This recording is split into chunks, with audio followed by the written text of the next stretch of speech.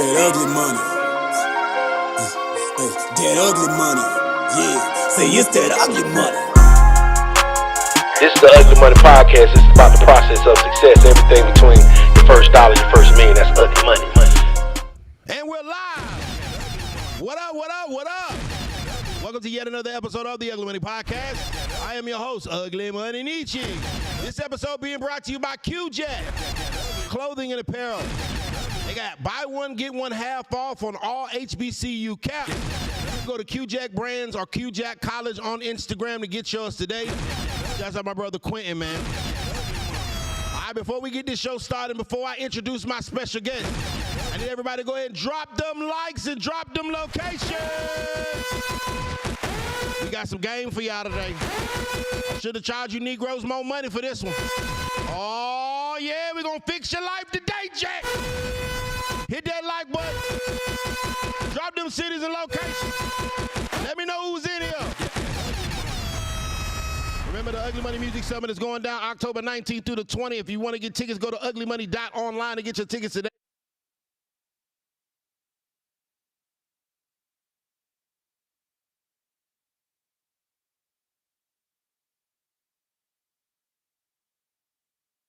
Right now at uglymoney.online. Let's see who's in here before. Yeah, now, Augusta in the building. Neil, Georgia in the building. ATL's in the building. Jacksonville, Florida in the building. Hit that like button, gentlemen.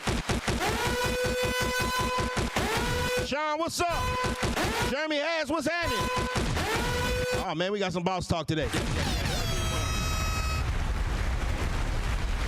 I'm going to read the rest of y'all city later. Montreal, Canada in the building. Don't mess with Drake. They got them hitters out, though. That's wrong. All right, ladies and gentlemen, boys and girls, I'm going to introduce some, reintroduce the others. Well, my special guest of the evening. Now, I want to make sure that I do this the right way. He is from the real HU. He is from the real HU, and if you know, you know. He is co-founder of Forever Young Anti-Aging. He is a vitality pioneer, a Howard University graduate. He went to KSU for his MBA. He specializes in community and family. He's a guerrilla marketer. He's a fitness guy.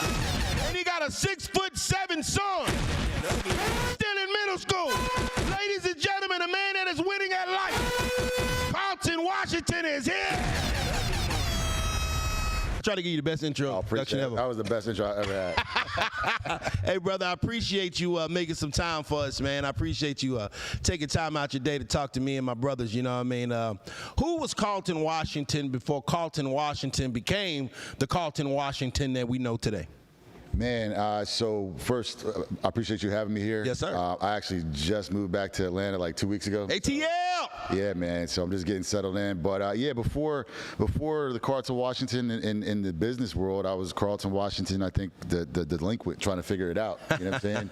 Dope. And, you know, I really was just always just trying to figure out my way. I always tell people, like, I didn't like school. You know, when I was growing up, man. I didn't do well in school. Had a hard time focusing, so I was always getting myself into stuff. You know what I'm saying? A lot of anxiousness, a lot of restlessness, a lot of boredom, and so what I figured now is I wasn't really trying to hear what they were trying to say. You know what I'm saying? It didn't really mess with me because you're in this environment and they're trying to get you to kind of fit into a box. Yeah. And my brain didn't fit into a box, and so that looks like trouble. Right. You know, until you figure out your place, and so. Really at a young age, always working, always hustling. When I went to Howard, when I went to DC, really started hustling there, which I didn't even know was a hustle. I just like to have fun, so I just started throwing parties. The parties turned into, you know, counting money and learning how to really get, you know, groups of people to do what you want en masse. You know, I think it's interesting that a lot of the things that we do today weren't exactly they didn't exist 20 years ago when we might have been in high school. Like the job opportunities that they were told me to go after today You know, they didn't exist. It wasn't social media influencers in the class of 2000. It wasn't social media. And so a lot of times it's tough for people to find their place because maybe they're ahead of their time. Right. You know what I mean? Yeah, all the stuff I see people doing now, we were just doing for fun, for free. And now you see kids making money off this stuff, you know? And so, and that's the stuff that we were told, like, that's not going to get you anywhere. That's just going to land you in jail. That's going to, you know, basically lead you down the wrong path. And now I'm literally seeing kids getting paid for the stuff that we were told not to do. So, so yeah, all of that stuff really was kind of outside the box back then. Even my parents, you know, we got to a point where they were like, "Hey, you got to stop doing this stuff. You got to finish school. You got to graduate school. You got to do the school, get a job, or whatever." And so I really put a lot of that on pause. But where does the Carlton the delinquent become Carlton the college student? What's that? So, yeah, I was not headed to college. I had a 1.9 GPA at best my junior year. I had already signed up for the Marines with Sergeant Chris. Sergeant Chris had come to school. Yeah. And Sergeant Chris told me that if I went to the Marines, I could get an apartment, I could get a couple cars, you could drink at 18, and he had 3 girlfriends. And so I was like, bet, I'm going to the Marines. It's a great pitch right there, Carlton. He was like, you're not going to college, you know what I'm saying? Just give up on that. And so I was going around with Sergeant Chris trying to get all my friends to sign up for the Marines too, because he was like, if you come and you get 5 more people to sign up, we're going to give you another rank. You're going to be, so I was like, promoting, tell everybody to sign up. And then at the last minute, I had a family friend, and she was like, don't do that. She's like, let me see what I can do. And I didn't know what see what I could do meant. And so she had a hookup in the admin office, and I don't know what she did, but she did something, and this is before, you know, everything was digital, you know what I'm saying? And she plugged me into Howard, you know what I'm saying? Her name is Denise Jones, and she really kind of saved my life, and miraculously, she was like, don't worry about it. And so one day I came home, and I had an acceptance letter. Wow. And I was like, from the most prestigious HBCU in the world. Yeah, and so it changed the course. I had to call Sergeant Chris. I was already set, had my date ready to go. I was like, Sergeant Chris, I'm not going no more. He's like, what do you mean? Man. And I had to go through the process of getting backed out of that. And I went there, and I was still fucking up. Well, you know, I'm pretty sure it's probably less than 10% of 1.9 GPAs that get accepted in Howard, right?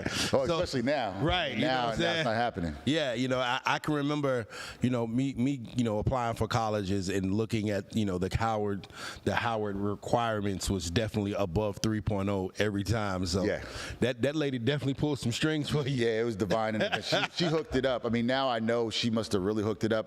There's no way. I was just up there last year, and I was like, there's no way I would have ever been able to slide through now. It's a different caliber of kid, and the cost is like insane now, man. No, for sure.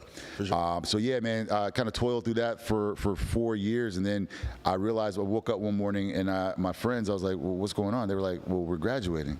And I was like, oh shit, like I really didn't even know that graduation was even occur, or I didn't know what was happening. And that was like a wake-up call, man. So I stayed there for about 6 years, and really— You were a super senior. Oh yeah, super senior, man. Yes, sir. And it really started to dial in, made a commitment to my dad. You know, I was like, fine, I'm gonna try to get out of here and try to be somebody. And so I finally kind of politicked my way out of school and started the real world. Right. Now, yeah, I can remember college being similar for me. You know, first time out on your own. You don't have to go to bed at a certain time. You don't even have to go to class if you don't want to. That was not good for me. Right. Me either. Not good for me. Where'd you go? Me, I went to BCU. Okay. Yeah, so I'm actually originally from Virginia area. So I'm very familiar. My first, Petersburg area. Okay, cool. Yeah, my high school sweetheart went to Howard. She was a cheerleader. And so going up there, you know, for homecoming and stuff, that the HBCU life is a whole nother world. And I used to tell my bros, they used to be like, when they would get from high school, be like, oh, I need a break. And he's like, I just want to take a year off. And I'm like, and then when I got to college, I realized, I'm like, this is the biggest party in the freaking world. Right. You know what I'm saying? I'm like, wait a minute, bro. You want to take a break to be around the same girls that we saw in high school since kindergarten, and it's a whole new world of better women women here, and it's like 20 to 1. Yeah, it was a $20,000 a year party, man. And, For sure. and I had the same conversations, and it was really sad because, I would go back home, and, if they didn't leave, then it just started to kind of put distance between everybody. Right, right. But yeah, it was a $20,000 a year party, man, for a while, unfortunately. Yeah, for sure.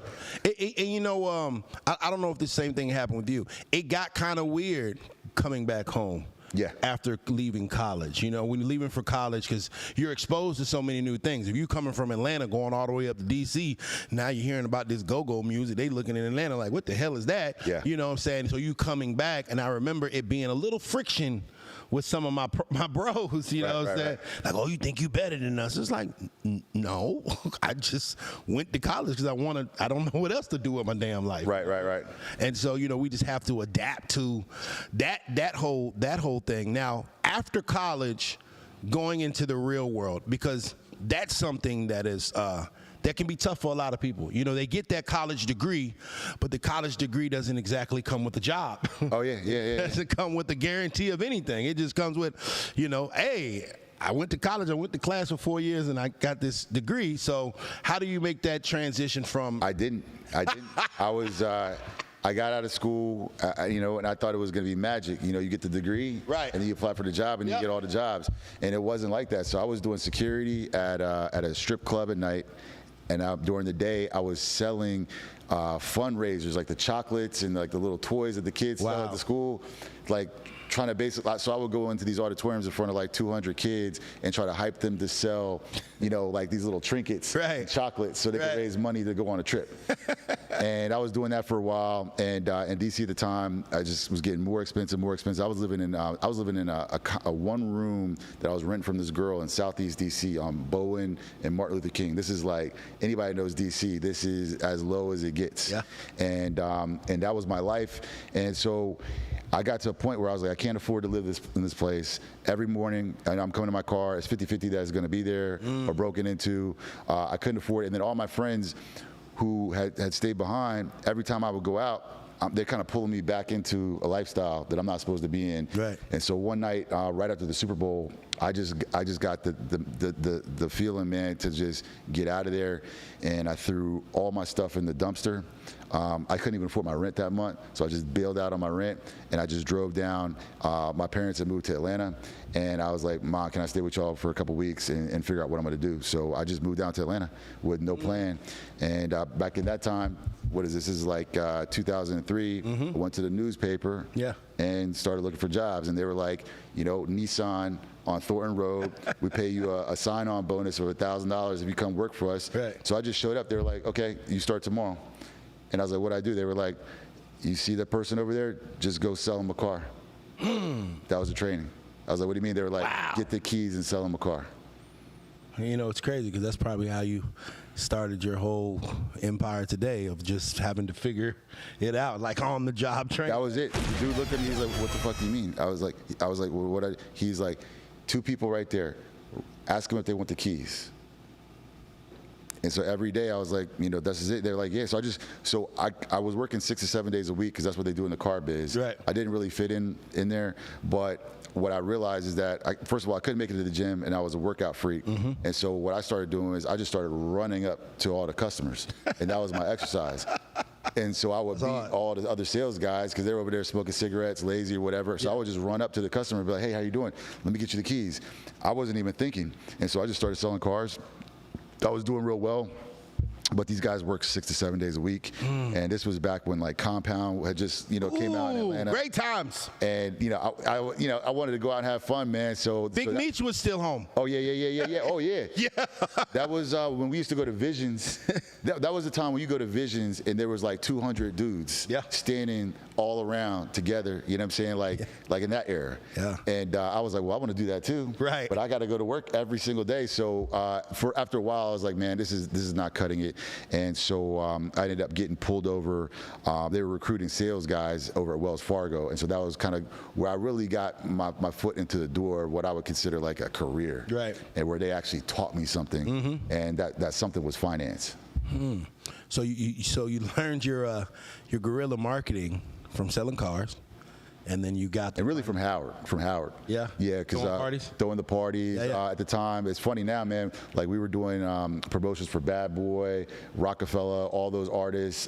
You know, when the Hot Boys came out. So you know, we were the kids at night that would go out and run up all the flagpoles. You know what I'm saying, and all the posters and stamp posters all over the city and promote the music, passing out CDs and all that stuff. So really, like that was the most effective form of marketing because they were going direct to consumer and teaching us how to do that. For sure. And I thought it was cool because we used to get to the parties for free, used to go to all the clubs for free, and so street teaming. Yeah, street team. I remember, I've been there too. So that's really where I got all those skills because they really force you to get out there and go direct to consumer.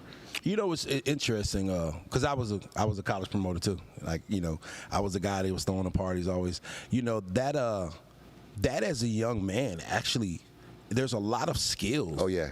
Hell yeah. That you end up using and later on in life and in business. Yes. Because it teaches you the first fundamentals of entrepreneurship. Absolutely. You know what I'm saying? Like a lot of the guys that threw parties back in the day, the party animals, but they were learning the business. They're really successful now. I was going to say the same thing. A lot of those guys I remember, whether it was in D.C., New York, Atlanta, a lot of them have been very successful. They're some of the best hustlers I've ever seen. And then they take it and transfer it to other businesses and blow up those businesses. Because at the end of the day, it's you have to create your own money. Right. So you have to have some kind of intestinal fortitude, an internal engine to make this thing go versus just, I'm just going to get this paycheck on the 1st and the 15th and to do exactly what I'm told and other than that. But, you know, these promoters is like, I could make $10,000 on Saturday or I could make negative $10,000 exactly. on Saturday. Yeah. It's really up to me. You know what I mean? And so I think, you know, throwing parties is actually like a prerequisite course for becoming an entrepreneur. I think so. And one of the biggest things I tell people, like for me, sometimes it wasn't about the money. I actually had a fear of embarrassment more than I had a fear of not making money. Because then it would take away from my next events, you know what I'm saying, and my reputation. So my biggest fear was not collecting at the end of the night. It was people not showing up. So I did whatever I had to do to make sure that room was full. And sometimes I would still take an L. And people would be walking away, be like, the price too much. I'd be like, no, I got to get them in because that's my capital. You know what I'm saying? My human capital. No, for sure. You know, I remember the same thing. You know, and it gives you a kind of a competitive edge too, because I just remember like, oh, you're throwing a party on Saturday next to my party? Oh yeah. Oh, you think that you're gonna outdo me? Oh, we'll see. Oh yeah, it was brutal, and you know, it was a war because you know, if your party had a bigger line, then they're calling the fire department. For sure. Yeah, people don't know how. Like, there's a whole dark side to that business. You know what I mean? Yeah. Call it. I remember in Augusta, Georgia. I never forget the vice department of the police force. They were my best friends. Oh yeah. The vice guys, the alcohol club guy. They literally followed me around the city. He's like, you got your license? I'm like, do you do this with everybody? Yeah. You got your license, you got your business license, you got with your capacity's $299, you got your clicker going. I'm like, do you do that? And then I realized and I learned that the other guy was calling them on me and saying that, oh, he's over capacity, send him over there. So hopefully that's how you know you're doing well. Right, exactly. In my business today is a different business, but the health department, when I started really doing well, is when I started getting investigated by the health department. And then at first we were scared, and then it became like, who do we piss off now? When you're losing, they don't care. No. But when you start winning, now it's all a problem. And I never understood that. I'm like, why is it a problem that I was successful at this? Because when I lost, you didn't pay me no attention. Yeah. It's weird the way the world. But it's because they can't compete. Yeah. They can't compete, and so when you're really doing it, it's typically kind of showing them as inadequate in some way, and they just can't compete, so they call you in. Yeah, I still don't like that guy to this day. I still don't like him. I won't say your name. I still don't like him. You're better than me. I drop names. Oh man, you know he's passed away. Oh. Fuck nigga. I still don't like him though. He used to call the police on me every party. Like literally, man. And I don't want to get too much into it. I remember this dude literally stole the copper wire out of the AC unit at the club we were at so he could shut the club down. I remember we had him on camera throwing a rock through the front window so that way, we couldn't open up the next day. Like it's a dirty business, bro. Yeah. Because it's like if nobody's at his party and everybody's at your spot, like you better believe that those people that are in that empty club are thinking of ways to take you out. It's cutthroat. Yeah, in DC it wasn't only that, it was violent too, I mean, it got violent. And so, it was a cool time, man. But at the same time, man, my dad used to always come up there and plead with me, be like, you need to stop doing this. Good old club wars. Yeah. No, it really was like literally a war, and every week it was something new, man. So, but a crash course in violent markets and how to sustain and how I mean, I think those moments and those lessons make strong business owners later on. They make strong entrepreneurs because it's a roller coaster. It's up, it's down. It's you never know when the market's going to be terrible, the market's going to be great, and you're going to have to adapt. So let's talk about this Forever Young anti-aging. Talk to me about this. How'd you come up with it? What's the name about? Like, just. So Forever Young is a medical wellness and aesthetic company, and basically what that is, we're a vitality center. So we do anything that's going to make you look better or feel better. That's medical under one roof. So that's not including surgery. And so this business really came from a time when I was down in my career again. I'd gone through a bankruptcy here in Atlanta in 2008. Lost my properties, lost my investments, lost my job. Wife lost her job 2 weeks later, and I had to go into bankruptcy, man. And I went into bankruptcy, and I moved it over to Bankhead. Wow. And in a little $20,000 house. You hold on. Yeah. For those people that don't understand, Bankhead is not a tourist spot. I know that T.I. talked about it. Bolton Road. Bolton and Fairburn Road. You guys can go check it out right now. God be with you, brother. Yeah, that's where he was born out of, and that's how bad it was. And so I was really at a low point in my life, and my wife was able to find a job advancement in South Florida. So she was like, I want to move to Florida. And I was like, I didn't want to go down there because I was trying to be out of that life. Like, I like to party. I actually like to party. I like to have fun. Yeah. And if you like those kind of things and those things can get you in trouble, you don't want to go to Miami, Fort Lauderdale. Right there, brother. And so we went down there. And so I took a job. I always tell people it was like a sucker job, man. And I took a step back in my career, basically 10, 15 years back to where I started, just to get back down with my family. So I just took the job. And I'm waking up, putting on a suit. I hate suits, bro. Right. And it's in South Florida, so it's humid. Everybody's going to the beach, having fun, driving nice cars, and I'm sitting there just in the bank, and so I really got depressed, man. I was really depressed. I didn't have, I still was living off of cash. I couldn't have credit cards, no loans, no lending, nothing. I was restarting my life, and I was just like, man, you know what? Fuck this. Like, I'd rather do anything than what I'm doing right now. Anything. I'd rather file bankruptcy again. I'd rather just go back.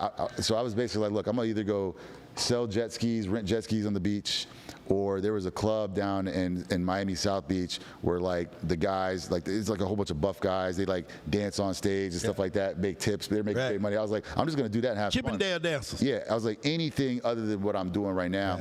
But I was like, you know what? When I was talking to all my clients, it just seemed like everybody I was talking to had something to do with health and wellness and doctor and medical. And I was like, you know what? I had started doing testosterone therapy before I moved back down to South Florida, and it had changed my life. It made me feel so good. I was like, before I just give in completely, why don't I just like take a shot at like helping people with what helped me, which was hormone replacement, testosterone. And so I just started drafting up a business plan. And at the time, one of the guys that was mentoring me was like, man, if you're gonna start this business, he was like, you need to know at least 50 people. And I was like, I don't know 50 people. He's like, well, don't open this kind of business if you don't know 50 people. So at the time I was training for a bodybuilding competition.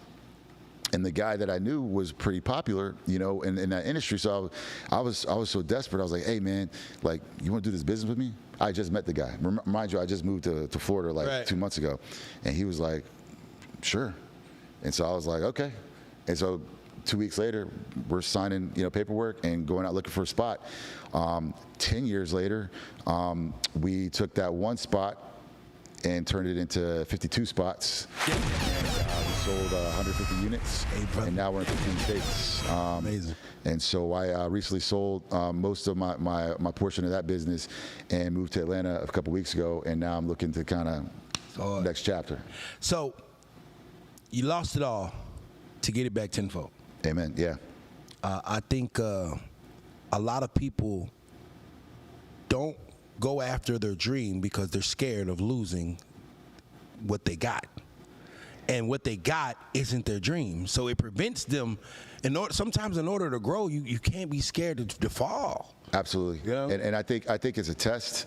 I feel like people who I know who've had a large amount of success, it's a test. And if you're not willing to take that classic leap of faith, it's literally a leap of faith. It's literally what you're going to church and they're talking about all the time. And people think it's just like something biblical or something that the pastor's just saying that sounds good, but they're literally talking about a real leap of faith. Like you're jumping off the building and hoping something happens on the way down. And that's the moment that I was at. The couple moments in my life that have changed my life have been those moments where it's at the bottom and it's almost as if they're testing you to see what are you going to do, what kind of person are you going to break, are you going to go hurt somebody, are you going to go rob somebody, or are you going to man up and face yourself in the mirror and make a decision and follow through. And so that's what it represented, and that's what happened. Man, Carlton, you know what's crazy is that has happened so much in my life that I actually get excited when it happens. I'm like, oh,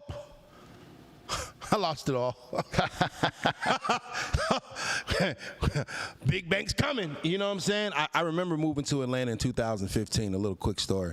I moved to Atlanta with $100 to my name and no car. I just got signed. I just signed a record deal. You know, the whole life of being a rapper, right? Just got signed 2015. I moved to Atlanta. No car transmission went out in the Charger the week before I moved, and $100 to my name. Didn't know I was getting my next $100. And let's just say I got a couple cars now. Right. You know what I'm saying? And I got a little more than $100, thank God. And but if I'd have never stepped out on faith, because I was scared to move and scared to change because I was so comfortable where I was at, you know, but I would have not been able to grow where I was at, you know, in that particular town because I did everything that I could do. And I think sometimes people just got to understand it. Sometimes growing hurts. It's growing pains. And that's all it is, man. You're transforming. Like the caterpillar, you know, turns into the butterfly, but you got to go through that metamorphosis. You got to go through that process. And a lot of times I think people are so scared they just want to stay in a caterpillar state. And do you know how painful it is for you to stay in a caterpillar state when the butterfly's trying to come out? And sometimes we just got to embrace change, and we got to embrace the fact that, you know what, everything's not going to stay the same, and we have to grow with our dreams, our goals, and our aspirations, and with the universe, because, you know, that's what it is. Either you're going to go up or you're going to go down. Yeah. Can't stay the same. I agree. And I think I'm not like you. I don't get excited about being at the bottom. I just lost it so many times, man. Yeah. I'm a little different. Instead of excitement, it turns into a fear, and then the fear turns into anxiety, and then the anxiety kind of charges me up. To make a move. Exactly. And that's what I kind of like. I like it when I get backed into a corner, because when that pressure comes, that's when I'm becoming my best self. Right. But I don't like that process. It's an ugly process. It sucks. It's like the Hulk, or like, you know, you see somebody transform, they don't like it. It hurts. It's a painful transition. Yeah. But I think what I mean by I understand what's going on. Right. When you kind of understand hey, this is just a change. I am, you know, changing into something bigger and something greater. You know, there's going to be some growing pains. It get dope. Like, okay, all right, cool. I don't got to go through this bullshit, but all right, cool. I feel like it depends on who you're around too sometimes, too, because if you're around people who don't understand and don't feel and haven't experienced that before, they can make you also feel like this is it. This is the end. It's not happening. And so, like, I think it's really important also, what I'm finding now is that the environment's really important, because when you're going through that moment, you need to be around people who also believe that there's something next too. Trying to I think it just keeps on going back to faith over and over. And a lot of people, man, I drove by like 50 churches on the way here today, and it's just amazing that, especially in the black church and in Christian faith, people show up all the time, and they really don't even understand what that word means. Yeah. They go to church, but you know what I'm saying? You know what that is. You go to, especially you go to a black church, and the funny thing is, you go to a black church, and everybody in there is scared. Everybody in there is scared to do anything outside of their little comfort zone. You know what I'm saying? So it's just, it takes extraordinary faith, man. Yeah, it does. It does. And like I said, I remember the last time I lost it all, brother. It was COVID. Oh yeah, lost it all because I wasn't a club promoter. I was still in the club. Oh, right. So there's no clubs. Can't promote parties. Can't go outside. And I had to change. I had to morph into, what I am. What we're doing now, and. I thank God for it, bro. Right. Because I would still be out there hosting parties for a couple $100 a night. Right. Thinking that I'm winning. Like, yeah, man, I got $500 a night. Like, not knowing it, like, okay, if the promoter pays you $500 to host it, then that means he made $5,000 and the club made $15,000. But I was like, well, damn. Well, if I can do this job and I can do his job, what's keeping me from being the club owner? Right. You know what I'm saying? And then I started doing my research, like, capital. Okay, how do I give it capital? I built capital, and then I invested the capital in something that's tangible, that's gonna make me some money, make me some dividends, and so on and so forth. And Ugly Money was born. So, but had I not had to be force-fed to change, I don't know if I would have. You know what I mean? And it's a blessing. It's a blessing in disguise. Yeah. So it was about that. Sometimes it's a blessing in disguise, because I was like, man, I'd still be at 42, probably jumping around somebody's club, like, turn it, bitch. You know what I mean?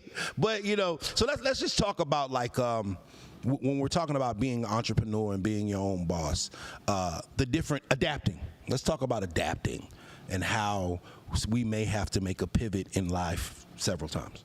Well, I mean, right now I'm going through it as we speak. Right. The move here really represented the next chapter. Really, I'm basically searching for that adaptation right now.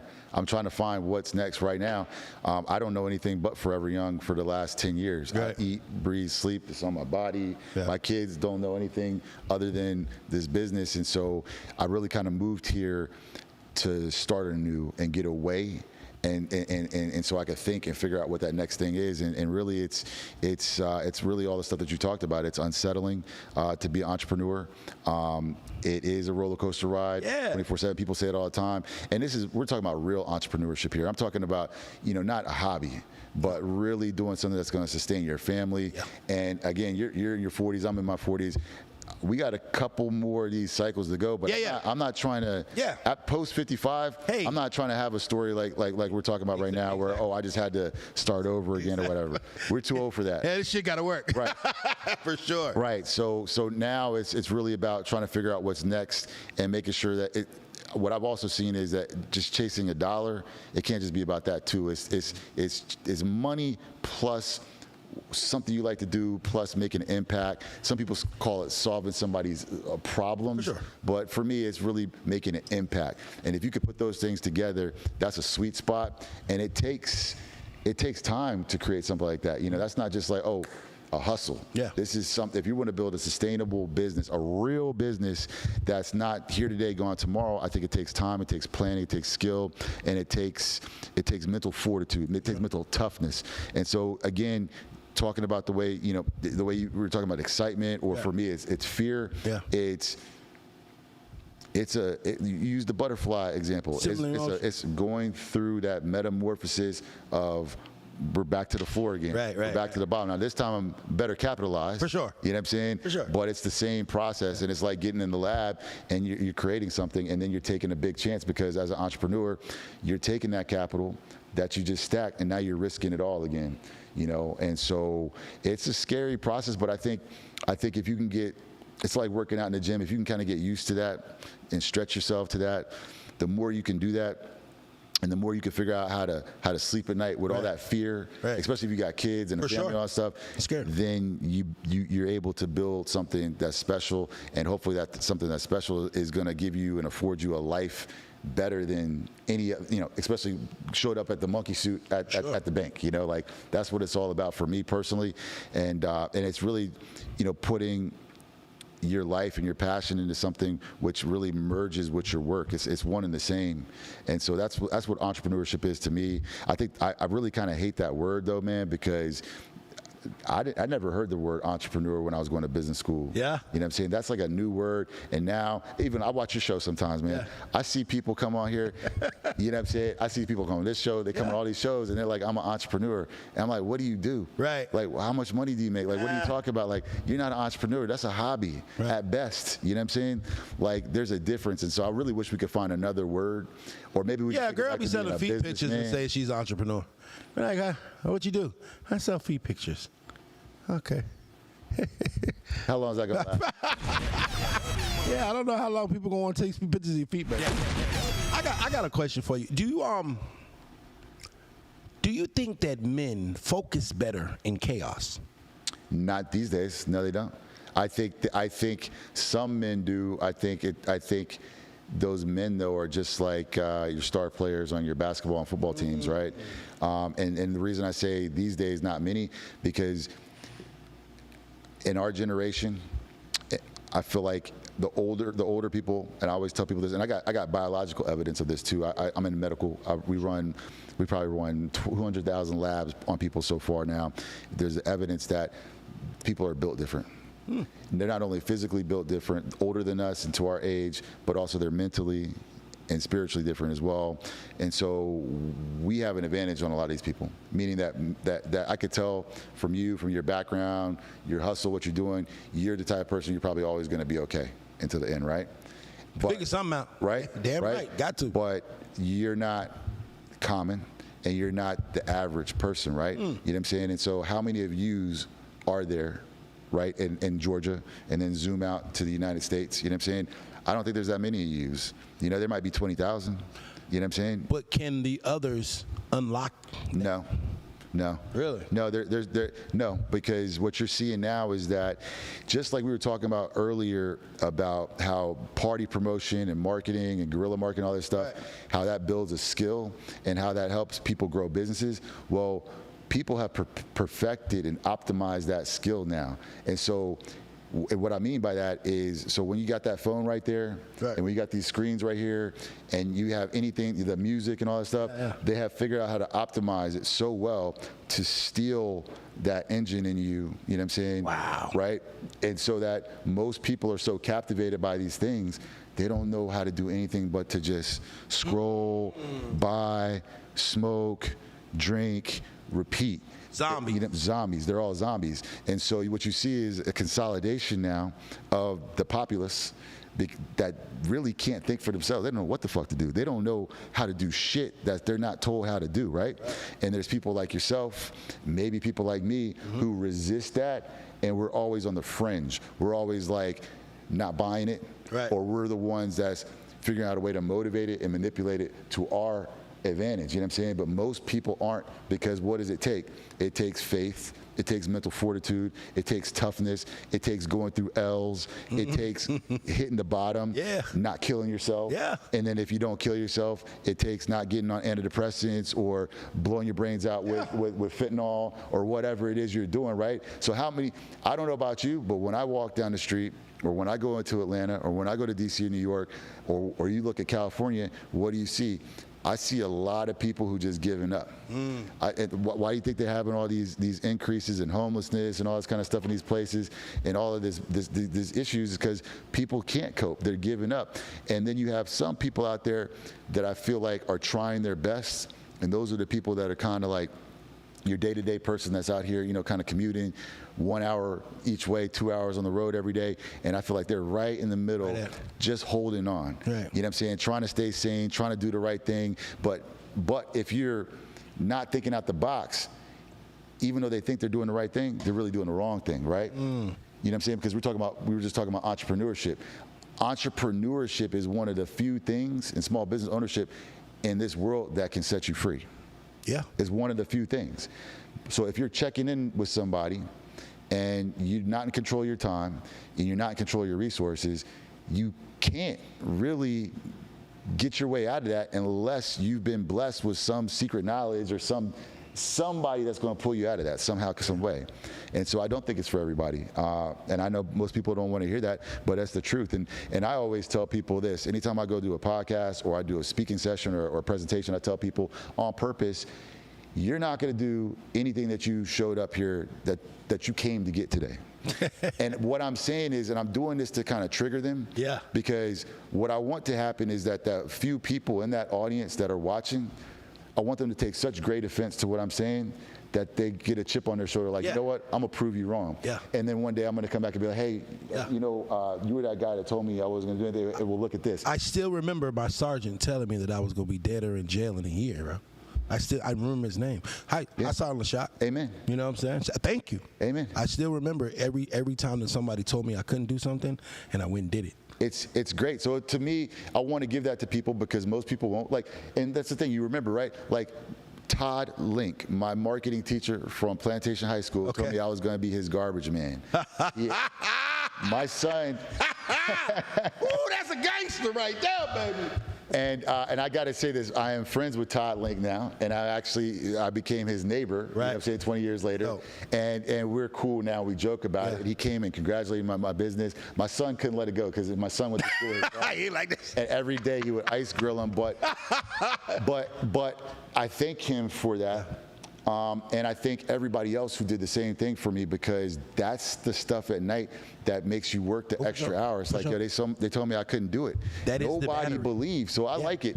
And that's what I mean when I tell people, like, you're not going to do it, because the truth is the majority of people aren't going to do whatever they show up to that seminar for, that self-help book, whatever. They got this many self-help books, right? Bro, you got enough self-help, you know what I'm saying? Still got to do the work. But for the ones who are ready, it takes you need to dig deep and find somebody you need to prove wrong, somebody that pissed you off, that girlfriend that cheated on you, or that baby mama, or that whatever it is, that person that just take that negative energy and let that fuel something in you to prove people wrong. And I think that's the best fuel sometimes for success. It's some of the most powerful juice in the world, bro. You know, taking a bad situation and making it good, like, that's the ultimate energizer, because you got spite, you got resentment, you know what I'm saying? You got doubt, you got all this negative energy, and if you can find a way to channel it to something forefront and something tangible, I mean, it's amazing, bro, because I still, to this day,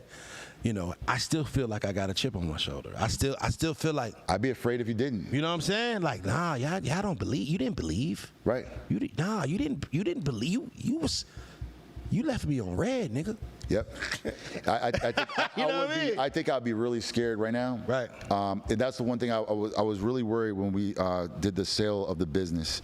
That was the biggest thing I was worried about. And I think, and it's funny, I'm figuring this out as I'm talking to you right now, is that I think that's the blessing, was the fear that I'm actually experiencing right now as I'm talking to you, and and I thought I was going to lose that edge, and I thought I was going to lose that chip on my shoulder, and I didn't. I'm still worried right now. Even though most people be like, "What are you worried for?" I'm still worried. It's not enough. It's not enough. It's not enough runway to protect me from all the things that are out there, and so it's not enough. And so I feel, actually, as I'm talking to you right now, I feel happy that I'm actually scared. That's what I meant by that. You know what I'm saying? Yeah. Because you know what, though? Complacency kills, brother. And the fact that and that's what I mean by, like, sometimes, like, you know, a man may do better in chaos or whatever. If you have that go-getter mentality, it's like, I have no other choice but to succeed. Right? And so it's crunch time. So in that case, I agree with you. Right. You know what I'm saying? So, give me the ball. And I'm okay. I'm going to shoot it. I'm probably going to miss. But I'm going to be okay because at least I lost because I took the shot. And you was just going to dribble because you scared. Nah, I'm cool with it. And I think, so what you're saying, I guess what I meant to say is, I don't think there's that many men. I don't think there's that many men. I don't think the men is the majority. You're right. You might be right. You know, you're actually right. You know, and that's why my other show exists, because I think that I love the other show. I think that that's what's lacking in the new generation. Well, are they for real? Are these girls for real? Oh no, these bro. Women are serious? That shit's not scripted, bro. I've never told a girl to say anything. I just had a girl just yesterday said that she needs $20,000 for a man. I saw it. Yeah, no, she's dead serious. We listened to her. She's a great girl too. She's cool as hell. And she was dead serious. And that's the funny thing, bro. I just moved here from South Florida. I just moved here from South Florida. Yeah. And if you know anything about South Florida, from Boca to Miami, bro, that is a concentration of real wealth and some fraudulent wealth, but some real wealth. Yep. And so you get to look statistically at like what money looks like, what the averages are, what the IRS statistics are, all that. Mm-hmm. $20,000, what she said, $20,000 a week? Yep. What are you talking about? Do you know the percentage of the population that puts you in, whether you're a man or a woman? Right. You hear people, and it's funny, you hear a lot of these people talking about these numbers in these podcasts. I'm like, do the math. What you're saying is inconceivable based on what your lifestyle is and what you're saying. And do you know what it takes to make that? And then do you know what it takes to keep that, right? And then you compare that to the lifestyle that you're talking about. That lifestyle cost, that's going to put you in the negative. So it doesn't make any sense. And it's not your podcast. It's so many podcasts. And the women, it's like it's like they completely lost their minds, bro. And it never gets old. It never gets old because I think that women of today's society they're in a fairy tale. They're in a fantasy land. Who created it though? Steve Harvey. Steve Harvey. Think like a man, act like a woman, whatever. I don't know. Bro. I've heard conspiracy theories like the government wants us, you know what I'm saying? I don't know where it came from, but I just know the women of today don't act like grandma. You feel what I'm saying? Right. And I just saw that grandma and granddad were together and they worked it out and they figured things out, and I'm pretty sure they had ups and downs, but we didn't hear a status about it or see it in the story post, and when they were together until they passed, and we always knew that we could go to grandma and granddad's house, that was a safe haven for the family. And I just see those family ties and that structure in the black household is not what it used to be. Right. And it's not just a black household. Oh. This is, I got in trouble for saying this, man. That's why I don't have my company shirt on, by the way, right now, because they're like, you got to stop talking about this kind of stuff. It's just a very risque, I'm going to tell you the truth, man. I talked about this before. It's like, you can go to Atlanta, you can go to D.C., you can go to New York, you can go to California, you go to every metropolitan area, and what do you see? You see the same thing. You go to every center of the city, you're going to see a condo building. So let's go to Atlantic Station. For sure. And you're going to go downstairs, and you're going to see all these 20 to 40 to sometimes 50-something. Yeah. Typically the attractive ones. Yeah. And what are they doing? They're walking a puppy. Yep. And they're by themselves. Yeah. And they don't understand that this is that same person, their same profile is doing that across the country and all over the place. You got to ask yourself, why are all y'all living in these condos with these puppies and with these delusional expectations and all this kind of stuff? It's out on the internet. Yeah. But it's like I don't even think they sit down and think like, how did I end up here? And you talk about your grandma and your grandpa, right? Like you talk about fulfillment in life and happiness and just the basic principles. Like we were talking about our kids earlier and stuff like that. That's the only reason I play the game for the legacy. That's all I play it for. Yeah. That's what we play. I got one too. It's for the next generation. You take all of this stuff away from people. If you take the next generation out, then what are you living for? And that's what I'm trying to figure out, man. That was a nice way of putting it, but it seems almost like zombie behavior. It seems like a clone behavior that somebody wants you to do this stuff, and then they're all wearing the same brand. Same stuff, the same dog.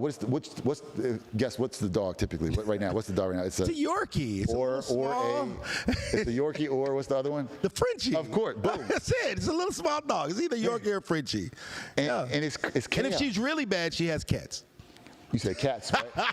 If she's really bad, then she got a whole bunch of cats. Bro. Gotta watch them. Gotta watch cat ladies. The cat is an indicator. Yeah, for sure. Because no, I'm gonna let you do it. We gonna get in trouble with that.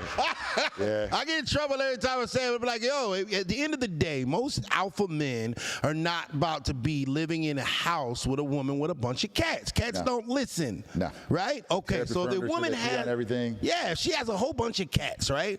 That's just an indication that she's probably given up being with a man. And those cats are her coping mechanism. Bruh. Yeah, for sure. Cats and small dogs, watch them. It's weird, man, but it's really weird, and that's the question I ask myself all the time. Because, look, I don't think everybody has to get married and do all this traditional stuff, but I do think that most of the time I feel like these people, like it's like the girl on your show, man, talking about $20,000 a week. I'm like, it's something missing. It's something missing there. And it seems like there's a whole bunch of people with something missing right now. And I think that is probably partially due to the fact that the father, the male, was removed from the household. Oh, absolutely. You know, I can tell the difference between a woman that had her father in her life versus the ones that don't. They're totally, their psyche is totally different. And given, I may not even agree with the things that this woman is saying that had her father, but she has a certain level of class, respect, and poise, right? Yeah, for sure. That this other one doesn't, and it's just, and they don't see it. And I think their mother is passing down her trauma, and she's passing down the trauma to the next kid and the next kid. And it's just like, at some point in time, you'll be like, hey, this is not going to work.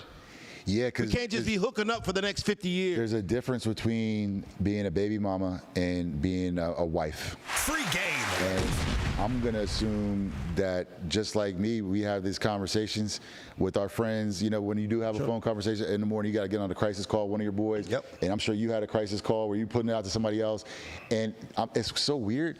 Why is it that all the crises are the same with the baby mamas? It's the same stuff. It's the same argument that I had with my friend in New York, and the same in D.C., California, and it's the same behaviors. And then it 9 times out of 10 is damaging who? The child. Yeah.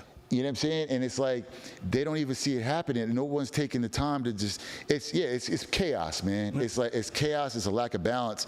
And then what I see is that also the women typically they want something, so they're saying that they want this type of situation. They want this type of relationship. They want this type of outcome for their kids, but they can't put the fact that it comes with these type of behaviors. Yeah, for sure. That they, you know what I'm saying? Like, I don't know, it's chaotic to me, but it's always the same conversation we're having, and there's a big difference. I got a partner, man. I just talked to him today. In the industry, very well known. I mean, damn near famous. And he hit me, and he was like, "Yo, bro, man, this bitch cheating on me." I said, "What?" Because I had just went to his house, a beautiful house up the way a little bit. A beautiful house, big, huge house. And I'm like, "What?" And he's like, "Yo, bro, I found out this chick was, flying out with guys and dealing with these guys, and she was just full blown out, just totally 304 mode." And he's like, "Bro, like, I moved her in here so we could be a family. My son is here, my daughter's here, and the whole time this chick is just, just out doing God knows what." And I remember when I went by and saw him or whatever, like it was his birthday. I went to see him. She didn't have anything set up for him for his birthday, first and foremost, with nothing going on.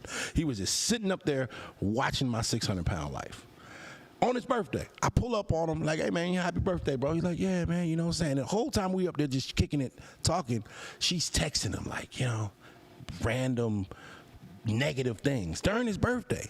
And then like less than like a month later, bro, like he just hits me. He's like, "Yo, bro, I seen all kinds, her sex tapes, everything, like crazy, bro, like diabolical work." Wow. And he hit me today, and he was like, "Man, I don't know what's going on. I guess I didn't make enough money for sure." That's it, brother.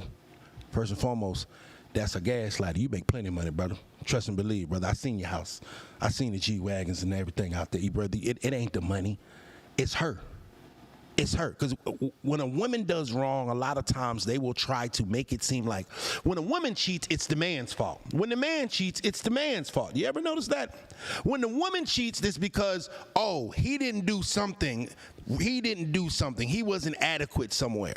But when the man cheats, it's, he couldn't control himself. So either way, if anybody cheats, it's always our fault. That's bull crap. I'm trying not to. I'm kind of sad that the money was brought up, though. Right. Because, like, for instance, I'm married. I met my wife when I was 16 years old. She did it the right way. And we've gone through bankruptcies together. We've gone through all kinds of hardships together. We've gone through bad times in our relationship. She grew with you. She built with you. Yeah, I've had to ask for forgiveness. I've done. Usually I'm the problem, but it was never about the foundation of the relationship. Was never about money. Yeah. And so I hear this all the time. Again, money. Transactional dating, bro. That's scary as hell. That's what it is. That's what it is. And that's one thing I tell my wife, I tell my friends all the time, I couldn't date out here. I would never get married again. Right. I don't think I could date because I can't understand the situation you said where maybe I'm traveling and I say goodnight and I'm tossing and turning because I know I can't even be out of her presence for a day. Right. I can't understand that. Because a guy can literally waive a certain amount of money because if a woman is monetarily motivated and all she's after is the money, all a guy has to do is just have some money and he can make her do whatever she wants. It's like a donkey with a carrot. Yeah. And a lot of these women are that. And so what do guys do? Oh, we go get some money. Like, all right, come on, donkey. Come on, walk your ass into this damn hotel room or wherever the hell we want, because of the fact of the matter is because you're motivated by that. I think the amount of transactional dating in today's society is astounding, where it's like they don't even get to the point of, do I like you? Do you like me? Can we love each other? Love? No, it's what you got, how much, what it is. I need this, I need that, and it's transactional. It's funny that you say that because the friends that I do have that are still dating single, I'm always mystified. I talk to them, I'm like, hey, you know what's weird is I never had you call me up and tell me you were excited about the girl you were dating. I never had you call me up and be like, hey man, like I'm embarrassed to say this shit, but like I'm in love with this girl. Right. Like I'm like, or I don't even have it where dudes are like selling me out. You know, like back in the day, your boy would like just sell you out. Like you met a girl, you disappeared for 6 months. Yeah, you get weird. Like, man, damn, bro. Yeah. I'm not seeing that, and I'm not hearing that from men and women. I'm like, do y'all like each other? Is there a foundation? Like, because and no one's really talking about this stuff because again, you know, it's all monetized. Right. And I just don't understand how we got to this place, man. I really don't get it. I think it all has to do with the father being removed from the household, because morals, standards, principles, that's what a man is going to bring into a home. Discipline, that's what a man is going to bring into the home. And if you take that out, the mother is going to nurture her. But I think women's natural instinct is to care, nurture. Yeah, cool. Yeah, for sure. When a child is a baby, that's what it needs. But when a child is becoming an adult, and their personality traits are starting to become prevalent, they need those. They need discipline. They need moral compass. And that's where the father comes into play, and they miss that whole, lesson. It's almost like if a kid stopped going to school at middle school. He went to elementary school, and then once soon as he got to the 6th grade, he stopped going to school. There's going to be, a lot of lessons that they're going to miss from 6th grade to 12th grade. Right. That's where the dad's supposed to be. Right. And they removed the dad, so now these kids are 5th graders walking around saying they're adults, and they can't do, algebra equations or goddamn multiplication halfway. Right. And that's what I think is happening, is that they removed the father, alienated him, because mom doesn't tell the kids why the dad's gone, because she was flying out fucking Africans. Right? Right? And the fact that she tried to use the kid as a weapon against the father and try to, get him for all his money and things of that nature, and he makes it weird or impossible, or she moved away and didn't tell him. They don't tell him that. They just say, oh, your daddy don't care about you. Right. I got you. Yeah, but then you talk to the fathers, it's a whole different story. It's a whole different situation. It's a whole different narrative. And so imagine if we got a whole bunch of 5th graders walking around here claiming to be women, dog, and they didn't graduate. They stopped going to school in 5th grade because that's as far as their mama could teach them. After 5th grade, hey man, look, it's time for you to become an adult. You need to have this. Let me ask you this though: if one of them or some of them were to be watching this right now, though, do you think that they would have an aha moment with what you just said and be like, he's talking about me? Or you think they can't even contemplate what you're talking about right now, that you're talking about them? Well, that's where we talk about accountability. And what do women don't like? They don't like accountability. They don't like correction. Why don't they like correction? Because they never got corrected, bro. Because through elementary school, it's just you get a green light. You never got graded on anything, bro. That's why men can I believe that brothers can take accountability, because we played sports, and the coach gonna tell you, hey man, you messed the play, you fucking up. You know what I'm saying? Hey, there's consequences and repercussions for your actions. So we've been held accountable for all our life, so a person or a woman can tell us about ourselves and we don't sit there and cry in the corner. But these women, they stopped going to school in 5th grade. They never got graded on anything of theirs. And so now it's a situation where it's like, oh my God, you're trying to grade me? Oh, you should accept me for what I am. That's where you get that shit from, because they never had a daddy say, hey, that's some hoe shit, stop. Damn. Yeah. And I guess that's why I married an athlete. There you go. Damn. Yeah, athletic girls. They need to have like a daddy service, like a daddy boot camp.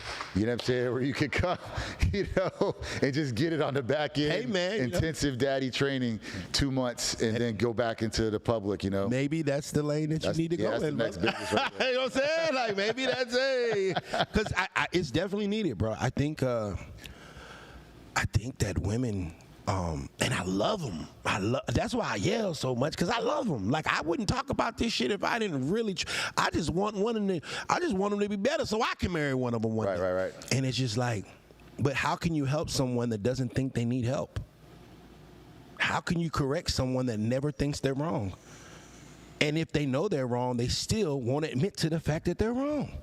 How can you help that person? How can you go to a counselor? I can send you to counseling, but if you're not going to listen to the words that the counselor is saying, it's just a paycheck. I would think that as a woman, the first time I pushed the elevator button, right, and I got in with my French bulldog, and then I got in, and then the girl also had a French bulldog, and she had the same purse. You know what I'm saying? I'd be like, oh shit.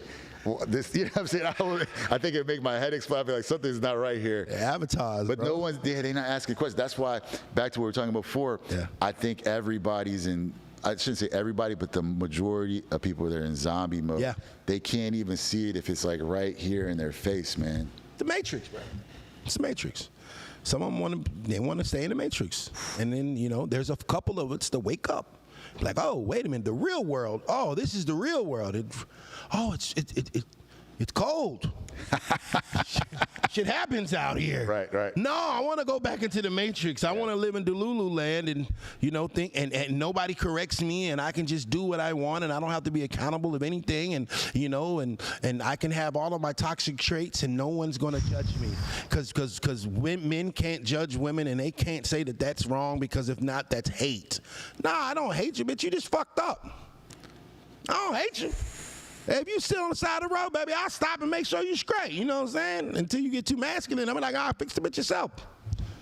All right, goddamn, you go on that motherfucker. Hope you don't break it down. Bro. And so, it's just, it's crazy where we live in. But I all think it derives from pulling that father out of the home, alienating him, because that is your higher education in life and moral compass. Absolutely. For sure. Oh, man. Great conversation, my brother. I appreciate you, man. What's next, bro? I know that, you're it's a dope time because you're in the middle of a pivot. So whenever the pivot comes to fruition, we got to come back and talk about it. You know what I'm saying? But some things that we just talked about, as far as like we were talking about the homeless people, and then the people that are on the verge of that. I think that an amazing billion-dollar business would be how to keep those people from dropping down there and how to lift those people up out of it. Because I don't know. I'm just putting this in the universe. You know what I'm saying? Something it's on my spirit to say, like, how can we help people from crashing? And how can we help people that crashed get back up? So it's interesting you're saying that because it kind of goes into the place that I'm personally at right now, which is I'm back down here. Mm-hmm. Funded, but back down here. And backs against the wall. I'm anxious, I'm nervous, I'm scared to death. Yeah. Got my kids over here, just put them in private school, you know what I'm saying? Yeah. So the clock is ticking. And what I've been doing right now, I'm writing a book right now. I'm trying to build some relationships, getting out here, meeting people like yourself. And what I want to do is I want it to come organically. But I think the answer to all this, I'm coming back around to it, is by helping empower people. And if you can figure out a way to help empower people on a massive level, massive scale. Think about like presidential, Right. but actually for the people. Right. I think by doing that, it's a compound effect where teaching those people how to help themselves, teaching them how to fish, and then the impact of that. Meaning, when you're creating good people, let's just say I put 50 ideas out there in 50 states Right. for 50 men who go out there and then create something, but it's mission based. No matter what it is, whether they're a rapper, whether they're a landscaper, whatever. But if you're adding mission to that, it kind of goes back into what you're saying, right? Because if the mission is to help people, if the mission is to help young people, you're catching it before it gets to that point. And if the problem is that we're missing fathers in white, black, mainly American communities, you know what I'm saying? Not, and a lot of these immigrant communities, the father's there. So you're talking about American fathers, maybe that's part of what's next, you know what I'm saying? Because I am trying to build relationships with people. I am trying to help entrepreneurs learn how to build businesses, sell businesses, franchise businesses. But my spin on that is, in my business, there's been a service component. Even when I was broke, even when we weren't making money, we were always working with youth, giving back, giving to the less fortunate as a reminder to where we came from and what could happen to us. And I feel like that was a really important component. And so I believe that what's next is going to be some type of mission-based business where I can make a lot of money, but it's because I'm impacting a lot of people. And so anybody that I coach, anybody that I help with a business, there's always going to be a service aspect to it, because on top of the other things we discussed today about having faith and grit and all these things to build something, I've also found that there is this mystical combination of giving and receiving. Man, it's crazy. Giving and receiving. And if you're able to give before you received, it unlocks and opens up these opportunities that people just, I don't think they really truly understand, even though it's sitting right there in their places of worship. Man, they're telling you this all the time. I have to agree totally with you, brother. I spent 20 years of my life being an artist, and I wanted to take from the world. Check me out, do something for me. And the moment that I became a man of service, how can I help you? What can I do for you? How can I be of service? My financial situation skyrocketed within a year. I made more money within the first year of me being Ugly Money Nietzsche than I made in the 20 years I was P Nice. It's weird, right? It's weird as hell. I'm like, wait a minute now. I stop focusing on me and start trying to help other people, and I get more money than me focusing on me? Yeah. Weird. And I think if we keep that mentality, it's just a matter of time for the... Yeah, it's strange. A lot of people get caught up in, like, I think that's the actual point of the tithe when you're in the Christian church. I don't tithe, but what I realize is, and this happened to me when I was in Atlanta, man, when my dad was a Baptist preacher, and I rebelled against the church, man. I hated church. Yeah, it was, especially, I don't know. Trust me, I know. What kind of deacon, what kind of church, like a Baptist? Yeah, for sure. Yeah, Southern Baptist. Yes, sir. Bro, so you know how boring, how hot, how Sundays were, man, and so I hated it. But when I came back to the church, when I got older, I came back to church because I needed God. I was like, man, my life is heading the wrong direction. I hadn't seen a Saturday or Sunday morning in like 10 years, man. I was always drunk. Wow. And I was like, you got to change your life, man. Right. And so one time, the pastor was talking about tithing, and man, I was broke as hell, man. My wife, she was making like $20,000 a year working for the state of Georgia. I was making like $32,000 a year. I was living off of Cascade Road, and money was not abundant. But they were talking about tithing. And so I was just like, you know what? I got nothing to lose right now. So I just started tithing.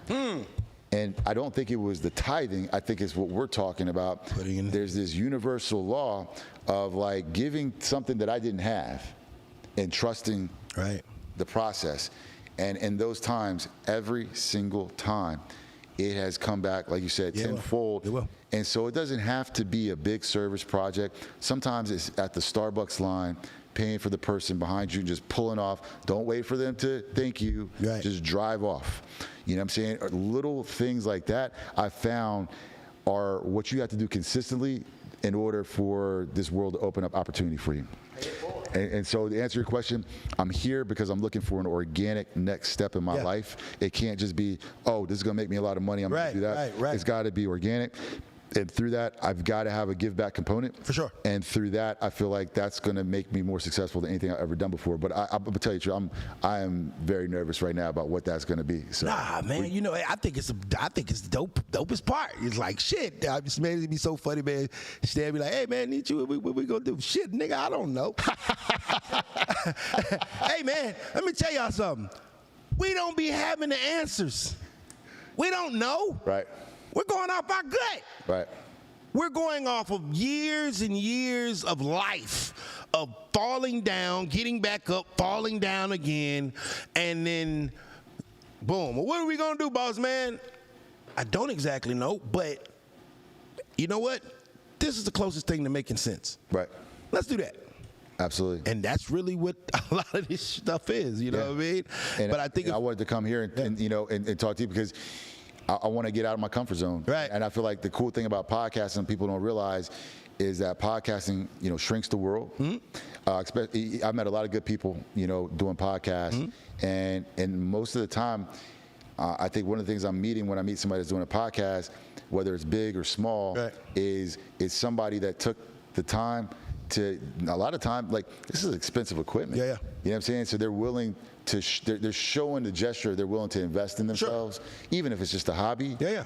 And they're curious about getting to know other people, and they're exchanging ideas, and through those ideas, I see a lot of good stuff coming out of it. For sure. So I really like this space, and I'm using this to find out what the next opportunity is, and I would encourage other people to do the same. Yeah, I think that the power of podcasting is the fact of the matter is, like, we've had a conversation as men for an hour and a half. Right. Can't say I don't know you now. Right. Like I met your son. You feel what I'm saying? And it's really a chance and opportunity for people to break the ice, to see like, oh man, you know what? 5, 6, maybe 5 months or 5 years or 5 whatever down the line, hey man, we can make some money together. And that's what I love about it, because some of my most lucrative business propositions have come just from having a conversation with a brother. Absolutely. Like, oh, I didn't even know you did that. I didn't know, we had so much in common and things of that nature. And I think that's the power of just conversation and just starting to openly communicate with each other. Because I hate the fact that it seems like a lot of times people in the culture are trained to work against each other instead of working with each other. When we can be so powerful if we just, because their weaknesses may be my strengths and vice versa. Shit, I'm not good at fucking paperwork. I've got ADHD like hell. You know what I'm saying? But here's this guy, he's a freaking guru at you know, all this. Hey man, all I know how to do, I can run my mouth, and I know I'm good at that. Okay, cool. But you know what? He is, you know, not the most publicly affluent person. All right, cool. I handle that. You handle this. We got business. Absolutely. You feel what I'm saying? And I think that, you know, that just comes with conversation and just, you know, opening the dialogue.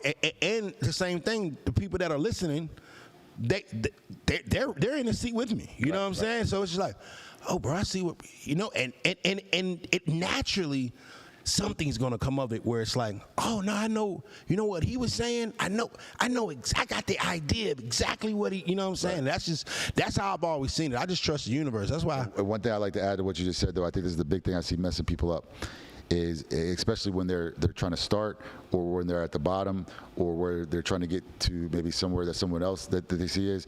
It's the integrity piece. So the big problem is that, yeah, you need to network, yeah, you need to build relationships, but when we do business together, I need to make sure that you do exactly what you tell me you're going to do, and I do it as well. And even if I have to take a loss on the project, people don't understand that capital, that credit score, that street credit score is way bigger than your FICO score. Big time. Okay? Big time. And you don't, so like for me, bro, I probably shouldn't say, it's like, if you're like a big Fortune 500 corporation, slow pay you. You know what I'm saying? Yeah. Whatever. I'm not worried about you at all. But if I owe you $5,000, $10,000, $100, it's the most important thing for me to do to get you that $100 immediately. For sure. Immediately, right? Because you're my marketing, you're my reputation, you are my credit score and everything. And that's the thing people don't understand. And a lot of people, especially in black businesses, a lot of time, I'm like, bro, you got to show up. You know what I'm saying? Half the battle is in showing up and do it. If you do that, so many doors will open because they'll be like, that dude right there, not him. Every single time he comes through, and I trust him. And trust is the capital. You win by default. Yeah. Nah, I agree totally, man. You taking the words right out of my mouth. I've had several situations. It's funny. Not too long ago, I had an investor. A quick story. I had an investor. He invested like 15 grand in one of my events. Event flopped. I lost $25,000. 25 grand, but I never borrowed more than what I got. I lost 25 grand on top of the 15 he got. He still got his 15 back. Amen. That's how it's got to be. And he made profit on his investment. So, funny thing about that is, so I lost $25,000. Guy comes back and says, "Hey, I want to invest $500,000. I'm like, slow down. But the fact of the matter is that I was adamant about making sure that this man, I kept my word. No matter what goes down, a hurricane comes, whatever, I can't break my word for shit because that's all I have in this world. And I wish that people would learn that, like, bro, if you just keep your word, you're going to win by default. Because this guy right here, it has half your price. Here you are. But we know that you're going to do what you say you're going to do. All right, you're selling the ball for $100. He's selling the ball for $50. People are going to naturally go ahead and pay your price. And they're going to shop with you because they know that they're in good hands. And it's nothing like having that face card and knowing that you're a man of your word, because people are always going to come back around and you never know how you're going to get blessed. Absolutely. Amen. Yeah. Keep your word, gentlemen. Win or loss, because a lot of people don't have that gear. It's when I'm winning, I got you. Nah, when you take a loss, how you going? You're supposed to stand down the same way you win. You smiling? I lost. Boy, we lost. Boy, Stan, we lost. We lost about 20 grand. I'm smiling. You all right, nigga? Yeah, I'm all right. Shit, I'm the same way. Goddamn it, shit. And whatever needs to be done afterwards, it's going to be done the same way. And a lot of people don't have that gear to loot. Nah, bro, you got to loot, because a loss is the lesson. Yeah. You lose more and you learn more when you lose. Because when you're winning, shit, nigga, I'm doing everything right. Right. Okay, what can I do to get better? What do I need to adjust? What things do I need to make more preparations for, so I don't go there again? So and in turn, I learn from my losses. And this is crazy too. And we can turn around and monetize our losses because we can teach others not to make the same mistakes that we once made. That's in the name of my company, man. Forever Young Anti-Aging Solutions. And the solutions part came from mistakes. Yeah. Them be the best parts, right? That's where you learn all the game. Yeah. Like when people come to my office for consultations, all I'm doing is just telling them how I messed up. Yep. Like, hey, don't do that, boy. Hey, that shit don't work. I did that. I lost money on that. That don't work. And had I not failed, I wouldn't have that. I wouldn't have those stories, or I wouldn't have that information to show them, like, you know what I'm saying? So, I mean, like I say, man, when you bet on yourself, even when you lose, you're not really losing. You're just picking up a free lesson that cost you a little bit. You know what I mean? Yeah. Man, brother, we can stay here all day, man. Before we get out of here, brother, let these folks know where to follow you at. Let these folks know where to tap in. Let these folks know what to expect from Carlton. Awesome. Yeah, well, first and foremost, I appreciate y'all again for having me. I just got back to Atlanta, Carlton, Washington with Forever Young, but now we're moving on to do something new and exciting. I don't even know what it is, but I'm trying to figure it out today with my boy here. You can find me on Instagram at Carlton_Washington. I use that as my business card. And I also use my LinkedIn, Carlton Washington MBA on my LinkedIn. But yeah, I'm here in Atlanta looking to explore some new ideas. I think we're also going to open a Forever Young store. A couple of them. We got a couple opening right now in Woodstock, Johns Creek, and we got about 3 or 4 more coming to the city. And so, yeah, if you guys got some opportunities, got some ideas, need business and capital advice, let me know. Need advice on how to sell your business, franchise your business, or grow your business. That's what I do. I have a proven track record, and yeah, I appreciate being here. And I'm looking forward to come back and update you guys on what this next idea is. Because iron sharpened iron, man. I got a lot out of this interview too. This is therapeutic for me. Shit. Absolutely, man. You know what crazy thing about all that, right? That we're talking about.